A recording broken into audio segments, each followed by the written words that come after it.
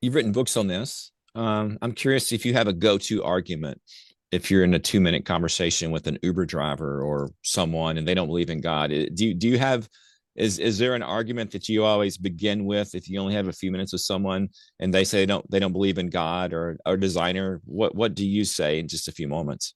Well, this happens to me all the time, actually, because people will, I'll be being driven to a conference setting or for a talk or something, and then get in a conversation, or on an airplane, people will want to know, they'll look over my shoulder at the PowerPoints I'm working at and say, what is that? And I say, well, it's a miniature machine, and it's inside that lives inside cells.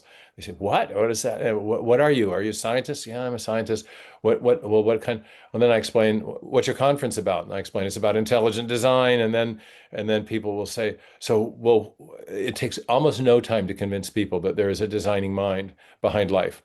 Then what people want to know is, well, who do you think the designer is? And then we'll get into the God discussion. But to me, each of the three arguments that I make in my book are compelling in their own right, and cumulatively even more so. And the first is that the material universe, as best we can tell, had a beginning a finite time ago, which means that whatever caused the universe to exist was not material, because it's matter that came into existence.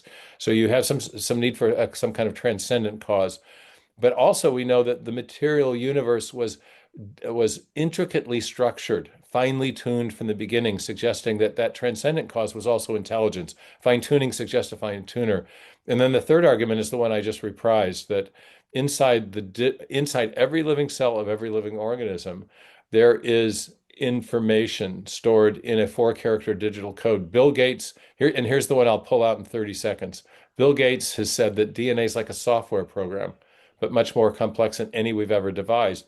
We know that software comes from a programmer, so the discovery of information in a digital form at the foundation of life suggests a master programmer for life. Amen to that. I always one of my go-tos is why is there something rather than nothing, and just what how did all this begin? I think that's just philosophically. I think that's a good one. And you referenced that one, of course, in your Well, and first how answer did there. it begin, and why did it begin a finite time ago, before which, as best we can tell, there was no matter, no energy?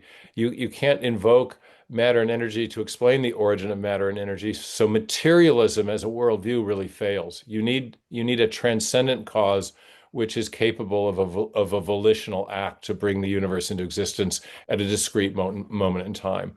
And that sounds an awful lot like God.